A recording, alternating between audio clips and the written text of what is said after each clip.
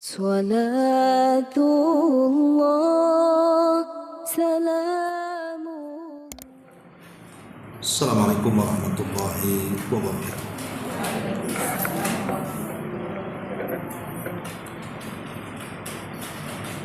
Alhamdulillah wassalatu wassalamu ala rasulillah wa ala alihi wa sahbihi wa mawalah wa la hawla wa la quwata illa billahi wa ba'd.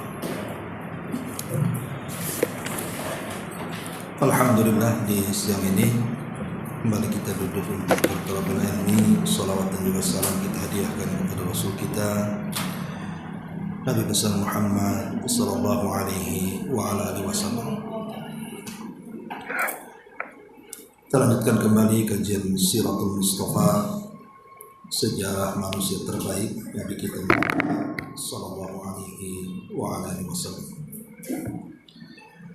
Kita masuk pada halaman ke-102 tentang beragam penindasan yang dilakukan orang-orang Quraisy kepada Nabi dan juga para sahabat Nabi sallallahu alaihi wa alihi wasallam.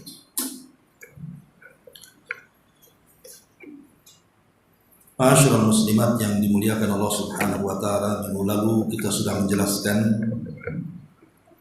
tentang metode-metode buruk orang-orang Quraisy ketika menghadapi dakwah Nabi sallallahu alaihi wasallam.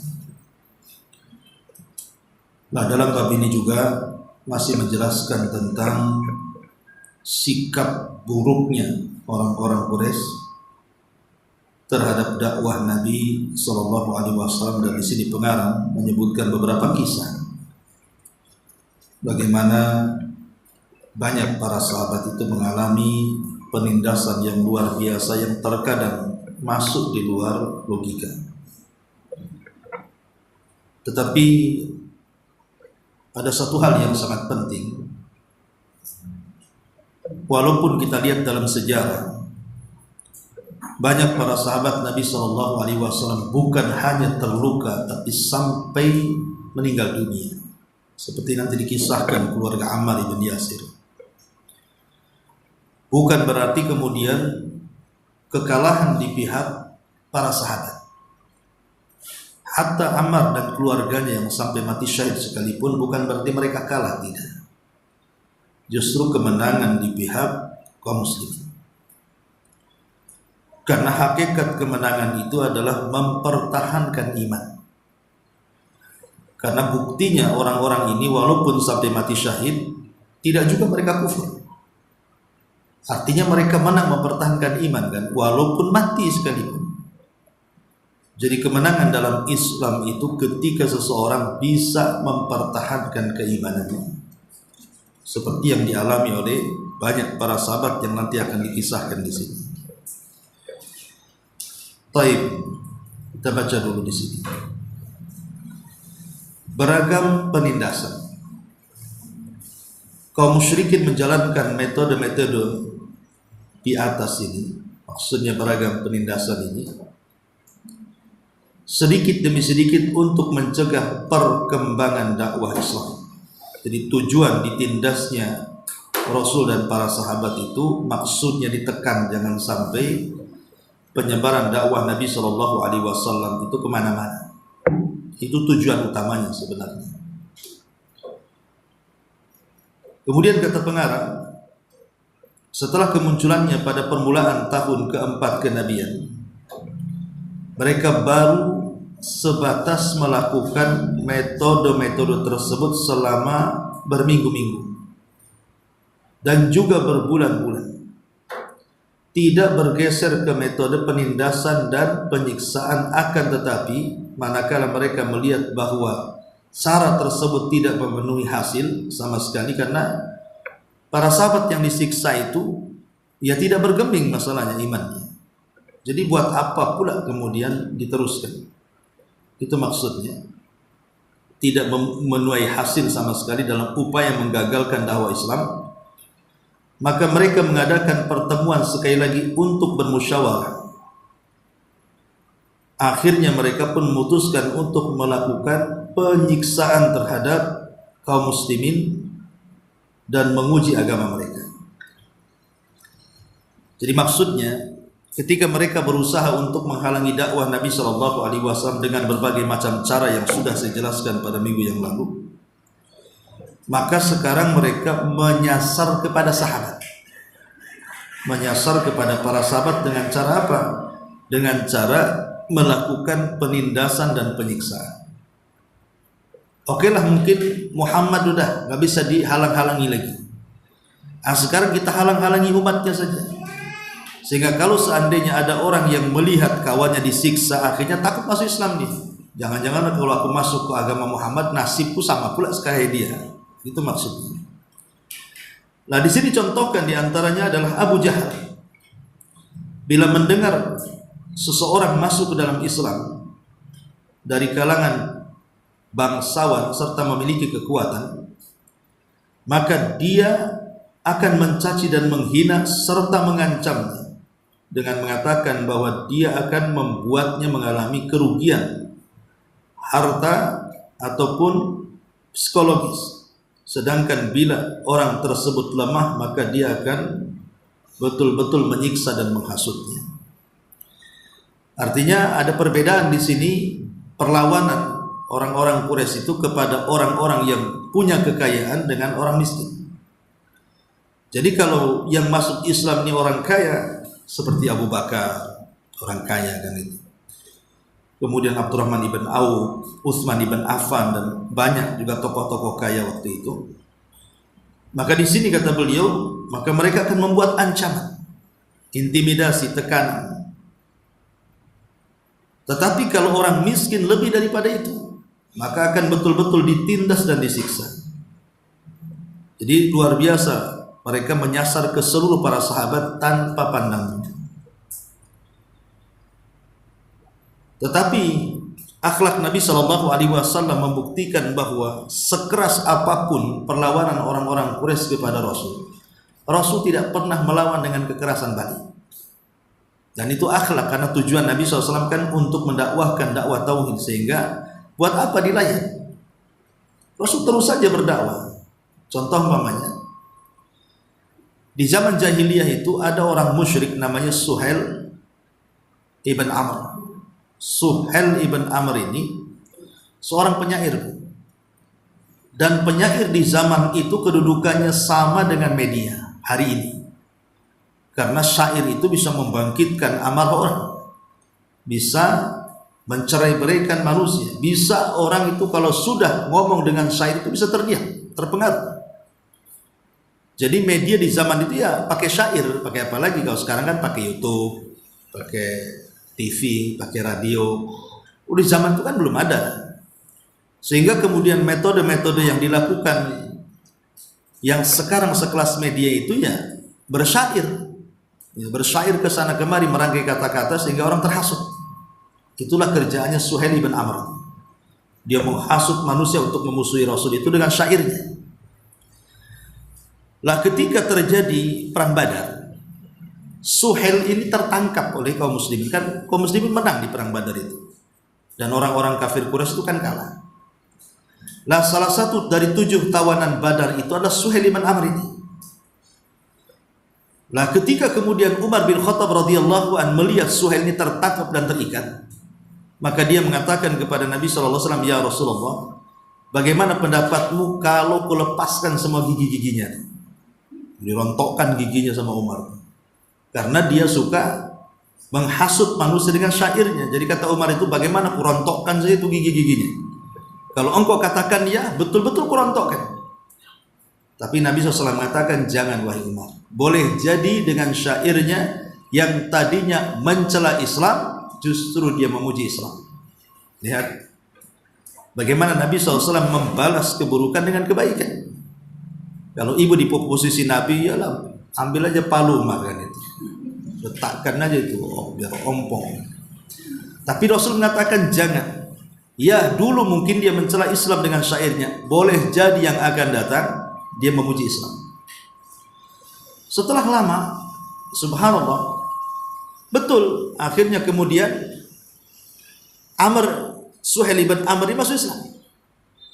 Bahkan saat Nabi SAW meninggal dunia, Di zaman Abu Bakar Siddiq radhiyallahu anhu itu kan banyak pemurtatan yang luar biasa.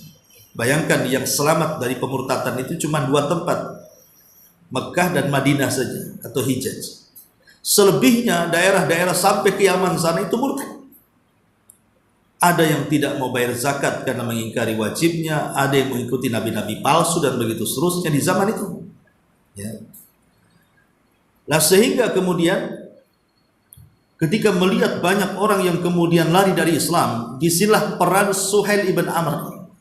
Suhail ibn Amr langsung dia kemudian ketika hari di mana orang banyak murtad, dia tegak berdiri di hadapan Abu Bakar, kemudian berceramah dengan syairnya. Subhanallah, banyak orang yang kembali ke dalam Islam dan kokoh akidahnya. Ya, bagaimana Nabi SAW sudah memperkirakan kan, makanya dia ngomong sama Umar, jangan, boleh jadi dulu dia mencaci dengan syairnya, nanti dia justru akan memuji dengan syairnya. Buktinya banyak orang yang dapat hidayah kembali ke dalam Islam di zaman terjadinya banyak pemurtatan karena jasanya Suhail ibn Amr. Dia merangkai syair yang luar biasa, ya, sehingga orang terpengaruh. Nah, dari sini bisa kita simpulkan bahwa sekejam apapun orang-orang musyrik kepada Nabi SAW dan para sahabatnya, tetap Rasul berusaha untuk membalik balasannya dengan cara yang baik. Karena yang diinginkan Nabi SAW itu kan keislaman mereka, bukan balas dendam. Makanya banyak yang tokoh-tokohnya itu menjadi musuh Rasul, anak-anaknya pula menjadi pembela Rasul. Contoh Abu Jahal. Abu Jahal itu kan orang yang paling memusuhi Rasul, tapi lihat anaknya, Ikrimah bin Abi Jahal, masuk Islam. Kemudian baik Islamnya dan berjasa dalam Islam. Kemudian Al-Walid ibn Mughirah yang dengan kekayaannya, kecerdasannya betul-betul melarikan orang dari dakwah Rasul. Tapi di balik itu anaknya Khalid ibn Walid menjadi pedang Allah Subhanahu wa taala. Ya. Ataupun pendiri Masjid Dirar. Pendiri Masjid Dirar siapa? Abu Amir Ar-Rahib. Itulah yang mendirikan Masjid Dirar di Madinah, kemudian oleh Rasul disuruh dibakar. Karena itu masjid yang dibangun oleh tokoh munafik, bekerja sama dengan Romawi. Lah pimpinannya adalah Abu Amir Ar-Rahib. Abu Amir Ar-Rahib meninggal di Syam, tapi lihat putranya menjadi sahabat mulia, bahkan orang yang dibesarkan malaikat, dialah Hanzalah ibn Abi Amir. Jadi banyak sekali gitu ya. Ya. Termasuk juga Abu Lahab. Anak-anaknya itu kan selain Utbah kan masuk Islam. Kalau Utbah memang mati kafir, tapi semuanya masuk Islam. Jadi belum tentu bapaknya jahat, anaknya pula ikut jahat. Itulah yang kalau seandainya Nabi SAW betul-betul menanamkan permusuhan kepada orang-orang Quraisy, tentu anak-anaknya pun akan dendam. Boleh jadi mereka tidak dapat hidayah, tapi Nabi SAW bersabar luar biasa ketika mendapatkan ujian dari orang-orang Quraisy itu. Kemudian di sini dicontohkan bagaimana Utsman ibn Affan digulung oleh pamannya ke dalam tikar yang terbuat dari kurma, kemudian diasapi dari bawahnya. Jadi kalau kita lihat biografi Umar itu, Utsman bin Affan radhiyallahu anhu.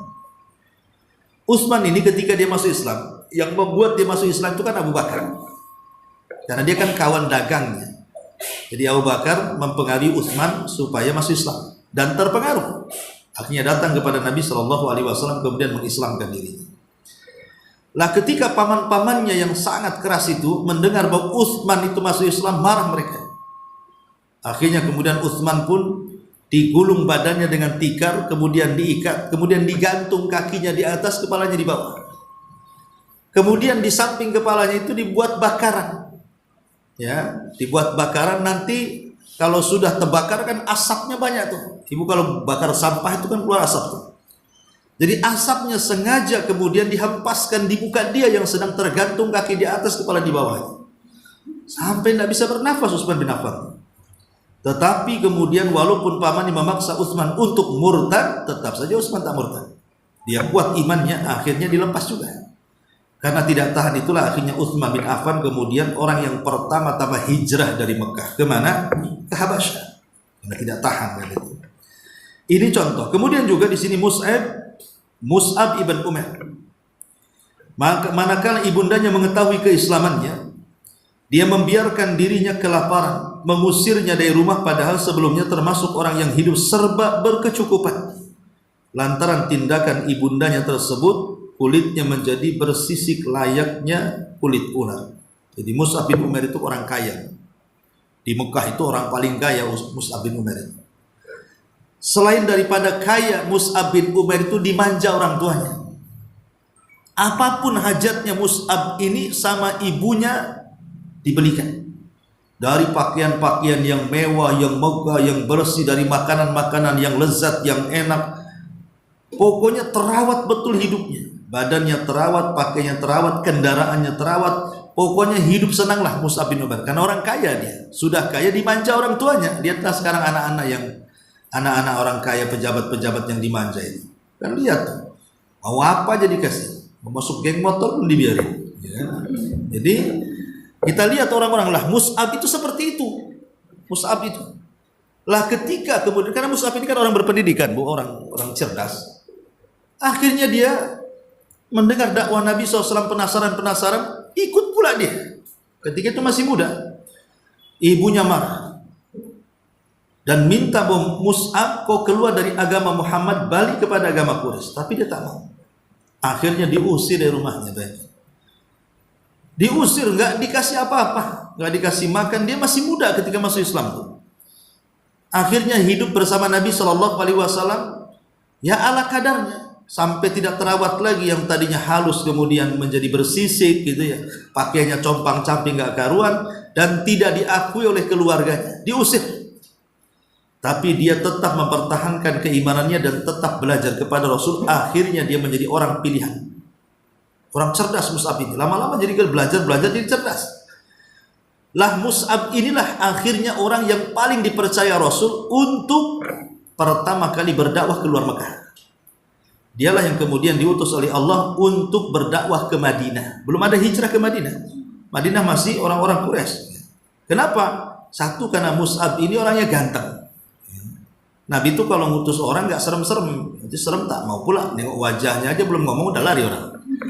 Jadi Rasul nyari orang ganteng. Yang kedua, orang yang cerdas. Yang ketiga, halus cara bicaranya dan pandai orasi. Nah, itulah Mus'ab tuh. Makanya ketika diutus ke Madinah dia berdakwah, dua pemimpin kabilah yang belakangan akan menjadi Ansor masuk Islam di tangannya.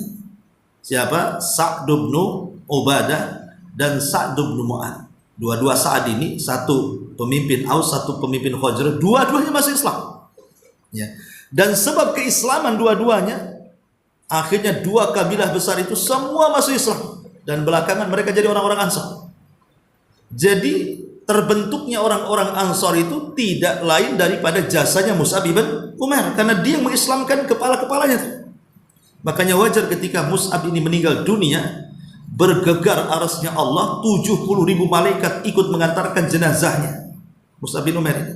Tapi sayang, kafannya pendek. Kalau ditarik ke kepala, kaki pula tampak. Kalau ditarik kaki, kepala pula tampak. Nah, akhirnya kemudian Rasul tariklah ke kepalanya, kemudian tutupilah kakinya dengan dedaunan. Orang yang mulia saja sampai tidak punya kapan. Di zaman itu, karena kemuliaan bukan di situ. Kemuliaan itu di takwa. Ketika betul-betul sudah dimasukkan ke liang lahat, apa kata Rasul?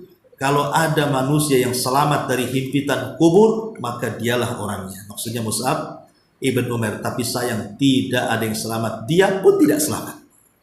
Maksudnya himpitan kuburan itu beda, bukan fitnah kubur, bukan azab kubur, bukan nikmat kubur, bukan. Dia himpitan, jadi tanah itu akan menyatu. Mungkin kan sekarang digali tuh tanah itu, ya. Jadi kalau kita masuk nanti tanah itu akan disatukan lagi, dihimpit itu. Tetapi para ulama akidah mengatakan beda himpitan orang yang beriman dengan himpitan orang kafir. Jadi himpitan orang yang beriman itu seperti seorang ibu memeluk anaknya.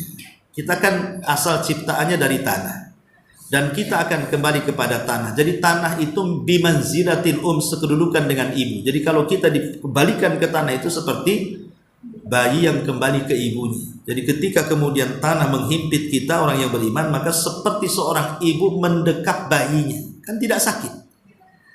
Nah, beda dengan himpitan orang kafir. Itu betul-betul dihimpit sampai meretakkan tulang sendi dan yang lainnya sampai akan berteriak, dan tidak ada yang mendengar manusia kecuali binatang-binatang. Nah, inilah Mus'ab ibn Umair sampai seperti itu dari perlakuan ibunda. Kemudian juga yang selanjutnya Suhaib ibn Sinan Ar-Rumi, disiksa hingga kehilangan ingatannya dan tidak menyadari apa yang dibicarakannya. Bayangkan Suhaib ini. Suhaib ini bukan orang Arab. Suhaib ini orang Romawi, orang Rum jauh sana. Ya, jadi di ceritanya di Rum sana itu kan mayoritas orang Nasrani. Jadi dia mendapatkan kabar dari para pendeta di Romawi itu bahwa akan lahir seorang nabi di daerah yang tandus, maksudnya di Mekah. Makanya dia hijrah dari Romawi itu menuju Mekah mengadu nasib. Tapi karena Suhaib Ar-Rumi ini orang cerdas berniaga, akhirnya walaupun dia orang perantau dari Romawi ke Mekah, jadi orang kaya di Mekah dia. Jadi dengan kecerdasannya, dengan kepiawaiannya cari usaha itu, akhirnya berhasil jadi orang kaya. Ketika Nabi SAW diangkat menjadi Nabi dan Rasul, dan dia mendengar, jadi dia teringat dengan ramalan rahibnya yang ada di Romawi itu. Makanya kemudian dia coba datang kepada Rasul, memastikan apakah dia nabi atau bukan gitu ya, dengan ciri-ciri yang sudah dia baca dan dia tanya dan dia dengar. Akhirnya cocok pula, masuklah Islam Suhaib Ar-Rumi. Lah ketika dia mendengar orang-orang Quraisy ini Suhaib Ar-Rumi ini masuk Islam, nggak terima mereka. Maka ditangkaplah Suhaib Ar-Rumi, kemudian diikat dan dipukuli habis-habisan sampai pingsan, sampai kehilangan ingatannya. Ya, karena dipukuli kepalanya sehingga hilang ingatan, sehingga tidak tahu dia apa yang dia bicarakan. Tapi lama-lama akhirnya sembuh juga. Lah ketika hijrah, para sahabat hijrah karena tidak tahan. Suhaib Ar-Rumi juga ikut hijrah ke Madinah dengan membawa sebagian hartanya. Dia tinggalkan sebagiannya, dia bawa sebagian hartanya. Ya kalau harta di zaman itu kan dengan emas, dinar, dirham itu kan, itulah harta mereka. Kalau sekarang kan kita kekayaan ditabung-tabung ya di bank. Kalau orang dulu kan diuangkan, dan dinar itu kan dari emas, kalau dirham itu dari perak. Itulah kekayaan mereka. Ya. Jadi di tengah jalan rupanya dihadang oleh para pembesar Quraisy itu dan mengatakan, hei Suhaib, dulu kau miskin datang ke tempat kami, sekarang kau kaya, kekayaanmu kau mau bawa ke Madinah? Oh tidak bisa, serahkan kekayaan. Atau Suhaib setelah adanya perlindungan dan mengatakan, baik, kalau kalian membunuhku, aku akan membunuh kalian. Kalian tahu bahwa aku ini ahli memanah. Lihat di belakang punggungku ada 20 anak panah. Aku bisa melesatkan panah-panah ini kepada kalian. Setelah habis 20 anak panah, kalian membunuhku pun tidak ada masalah, silakan. Tapi kutawarkan kepada kalian dengan tawaran yang baik, lepaskan aku, kalau kau ingin hartaku ambil. Akhirnya orang-orang Quraisy mikir juga, masalahnya ahli pemanah masalahnya. Bisa saja dengan panahnya membunuh-bunuh orang-orang kan. Akhirnya mereka nyerah, ya sudah, mana hartamu semuanya. Akhirnya Suhaib menyerahkan seluruh hartanya dan memberitahu pembenaran yang di Mekah. Dia pergi ke Madinah itu cuma ada satu helai baju di badan. Ada orang kaya tuh. Ketika sampai di kota Madinah, apa kata Rasul? Rabiha bai'u Abi Yahya. Oh, sungguh beruntung jual belimu bersama Allah wahai Suhaib, wahai Abi Yahya. Nah, lihat bagaimana ini kisah Suhaib ibn Sinan Ar-Rumi. Lain lagi halnya dengan Bilal ibn Rabah. Dia budaknya Umayyah bin Khalaf, dan ini ma'ruf kisahnya. Bilal bin Rabah ini kan lehernya dililit dengan tali, lalu tali tersebut diserahkan kepada anak-anak kecil untuk diseret dan dibawa keliling sepanjang perbukitan Mekah. Akibatnya tali tersebut meninggalkan bekas di lehernya. Bayangkan, dihinakan juga. Ini penghinaan apa lagi coba? Anak-anak suruh ambil tali kayak kita ini bawa kambing, ditali, digeret ke sana kemari, yang menggeretnya pula anak-anak coba. Apa enggak betul-betul menghina? Betul tuh. Itu yang dirasakan Bilal. Tidak sampai di situ. Ya. Kemudian juga sang majikan Umayyah, kata pengarang, lalu mengikat kemudian menderanya dengan tongkat. Kadang ia dipaksa duduk di bawah terik matahari. Ia juga pernah dipaksa kelaparan. Puncak dari itu semua adalah saat dia dibawa keluar di siang hari yang sangat panas. Kemudian dilemparkan di tanah lapang berkerikil di kota Mekah. Setelah itu dia ditindih dengan batu besar pada bagian dadanya. Ketika itu Umayyah berkata kepada Bilal, demi Allah, engkau berpaling dari ajaran Muhammad atau menyembah Lata dan Uzza. Cuma dua, mau meninggalkan agama Muhammad atau engkau kembali kepada agama kami. Tapi Bilal ibn Rabah dalam kondisi sudah hampir mati saja tetap mempertahankan akidahnya, sehingga yang keluar dari lisannya hanya kalimat ahadul ahad.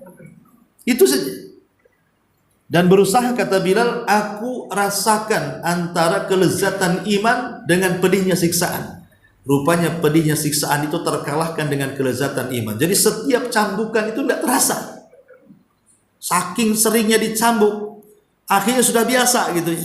Bahkan yang berhenti mencambuk itu bukan karena Bilal kesakitan, yang mencambuknya karena kesakitan, kecapean, dia berhenti. Sampai ketika Abu Bakar Siddiq radhiyallahu anhu lewat, dia heran, kenapa Bilal itu disiksa sedemikian rupa sama Umayyah. Makanya dia datang kepada Umayyah dan mengatakan, ya Umayyah, tidakkah kau jual budakmu itu kepadaku, katanya. Akhirnya mengatakan, boleh, tapi dengan harga sekian dan sekian. Yang kalau seandainya uang membeli satu budak itu bisa membeli berbudak-budak tuh. Saking banyaknya harganya, mahal. Tapi Abu Bakar tidak menawar. Subhanallah. Langsung dibayar. Ya. Nggak ada tawar-tawaran, langsung dibayar. Karena bagi Abu Bakar, apalah dunia dibandingkan dengan harganya Bilal. Makanya ketika Bilal menjadi seorang muadzin di saat masa Nabi SAW sampai wafatnya Rasul. Di saat wafatnya Rasul itu kan Bilal tetap jadi muadzin. Tapi dia tidak tahan apabila menyebut nama Nabi, sehingga dia menangis dan tidak jadi adzan.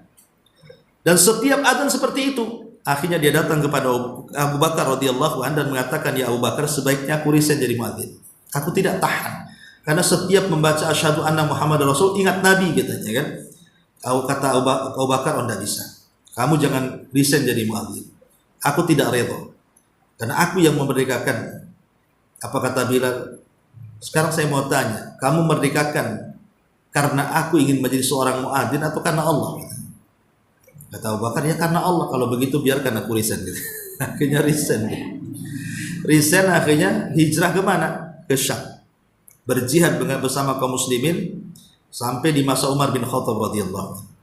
Kemudian semasa tuanya dia rindu dengan Nabi. Kemudian pulang ke Mekah. Sampai di Mekah para sahabat senang ada Bilal. Mereka minta agar Bilal adzan untuk terakhir kalinya di Masjid Haram. Adzan ya akhirnya. Kemudian dia pun adzan di Masjid Nabawi di Madinah. Kemudian dia adzan, semua sahabat teringat dengan Nabi gara-gara adzannya Bilal. Mereka semua menangis satu kota Madinah. Itulah adzan terakhirnya Bilal. Habis itu tidak pernah adzan karena kemudian Allah berkehendak lain, Bilal pun meninggal dunia. Taib. Kemudian juga disebutkan di sini ada riwayat yang mengatakan dibeli sebesar 7 uqiyah. Maksudnya Abu Bakar membeli Bilal itu dengan 7 uqiyah. 7 uqiyah itu 12 dirham atau setara dengan 28 gram perak atau 5 uqiyah dari perak. Kemudian beliau memerdekakannya. Ini Bilal bin Rabah. Kemudian dicontohkan juga di sini siapa? Ammar ibn Yasir, mantan budak dari Bani Makhzum.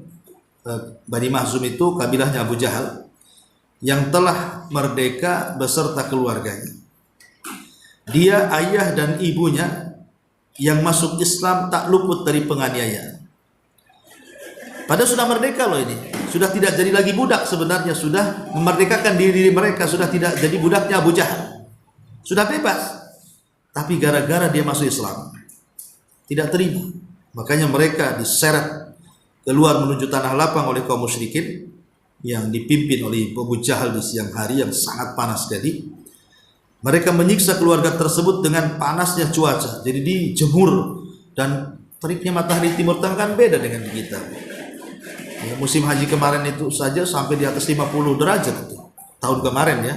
Tahun ini masih di bawah lah. Tapi itu juga udah banyak orang meninggal karena kepanasan haji kemarin. Ya tahun kemarin lagi lebih panas lagi. Ya, jadi memang kondisinya ekstrim kalau sudah panas di sana. Lah itu dijemur coba Ammar dan keluarganya itu. Ya. Di hadapan semua orang-orang musyrik itu. Kemudian tidak luput daripada siksaan. Yang lebih parah lagi, Abu Jahal adalah orang yang membunuh ibunya Ammar. Ammar ini dibunuh ibunya oleh Abu Jahal, namanya Sumayyah. Dibunuh dengan cara keji sekali, diambilkan tombak, ditusuk kemaluannya sehingga sampai ke perutnya. Akhirnya meninggal dengan sebab itu. Kemudian suaminya Yasir disiksa habis-habisan sehingga tak tahan juga, meninggal juga. Ya, dan dua-duanya mati syahid. Lah Ammar ibn Yasir ini kan namanya anak kecil, dia kan masih muda, masih kecil sekali gitu. Kemudian dipaksa untuk murtad, ya gimana kan gitu. Akhirnya terpaksa dia mengeluarkan kalimat kufur, tetapi hatinya tetap beriman kepada Allah. Dari situlah kemudian turun surah An-Nahl ayat 106 di sini. Wa man kafara billahi mim ba'di imanihi illa man ukriha wa qalbuhu mutmainnun bil iman.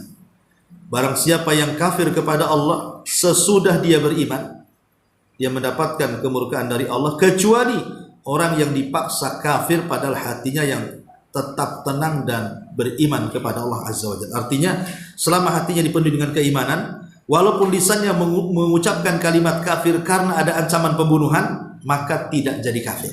Itu maksudnya. Itu yang dialami oleh keluarga Ammar ibn Yasir. Kemudian juga di sini ada Abu Fuhairah. Abu Fuhairah namanya Aflah. Seorang budak dari Bani Abdudar.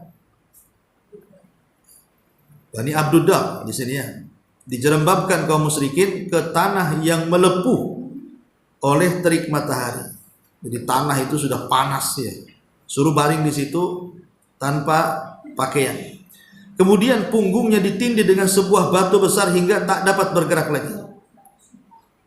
Dia dibiarkan dalam keadaan demikian sampai hilang ingatannya. Satu kali mereka mengikat kakinya dengan tali, lalu menyeret dan melemparkannya ke tanah yang melepuh oleh terik matahari seperti yang dilakukan terhadap Bilal. Sama, ya, persis. Kemudian dia mencekiknya hingga mereka mengira dia telah mati. Saat itu Abu Bakar melewati lalu membeli dan memerdekakan semata-mata karena Allah. Abu Fuhairah yang kalau kita cerita hijrah, nah itu juga dia sangat berjasa. Abdullah ibn Fuhairah ini. Apa jasa dia? Menggiring kambing. Ya, jadi dalam hijrah Rasul itu kan Rasul SAW melibatkan dua anaknya, Asma, untuk membawa makanan ke Gua Thur setiap hari selama 3 hari. Yang kedua Abdurrahman untuk menjadi informan. Pokoknya informasi apapun akan disampaikan Abdurrahman ke gua. Lah yang ketiga Abu Fuhairah ini, Abdullah ibn Fuhairah ini. Dia bawa kambing. Ratusan kambing dibawa dia. Ya, untuk apa kambing-kambing dibawa ini? Untuk menghapus jejak kaki. Jadi Nabi sepanjang hijrah itu dari Gua Thur ke Madinah, Nabi dan Abu Bakar itu kan jalan kaki, naik unta, jalan kaki, naik unta. Otomatis kan namanya padang pasir kan ada bekas kakinya, ada bekas kaki untanya. Jadi Abdullah ibn Fuhairah itu bawa kambing banyak-banyak. Jadi dia berjalan di belakang. Jadi kalau Rasul itu ngecap kakinya nanti keinjak kambing kan jadi kaki kambing. Ya nanti kalau umpamanya orang-orang musyrik mencari jejak kaki Rasul, oh enggak ada, semua kaki kambing. Gitu. Nah, itulah itu tugasnya si Abdullah ibn Fuhairah ini. Nah, jadi berjasa akhirnya dalam hijrah orang ini kan. Luar biasa kecerdasannya di situ, ya. Ini diantaranya siapa? Abu Fuhairah. Kemudian Khabbab ibn Arat juga di sini diceritakan. Budaknya Ummu Ammar bin Siba Al-Khuzaiyah ini. Sadis ini wanita satu ini, si Ummu Anwar. Kenapa? Karena dia kan punya usaha pandai besi. Jadi Ummu Ammar ini, cobalah dia mencari budak, anak-anak nantinya akan diperbantukan bekerja di pandai besinya, ke pasar. Kemudian tengok budak-budak yang dijual-jual tuh. Kan ada namanya pasar ukat, pasar di mana dulu kan manusia diperjualbelikan namanya. Pasar perbudakan. Jadi Ummu Ammar ini melihat ada anak kecil tapi ototnya udah besar. Wah, ini cocok nih kalau dibeli, nanti kalau sudah besar akan dijadikan karyawan dia kan gitu. Selain budak juga bekerja sebagai pandai besi. Dibelilah kemudian Khabbab oleh Ummu Ammar ini. Akhirnya dibesarkan sampai akhirnya menjadi seorang pandai besi yang handal. Lah ketika Nabi diutus pada Allah ini, Khabbab bin Arat ini masih Islam. Tidak terima tuh Ummu Ammar ini. Makanya setiap dia kemudian pulang dari ngaji bersama Nabi itu marah. Nah, kemudian dibakarkan besi panas, kemudian disuruh murtad. Kalau tidak, ya disundut.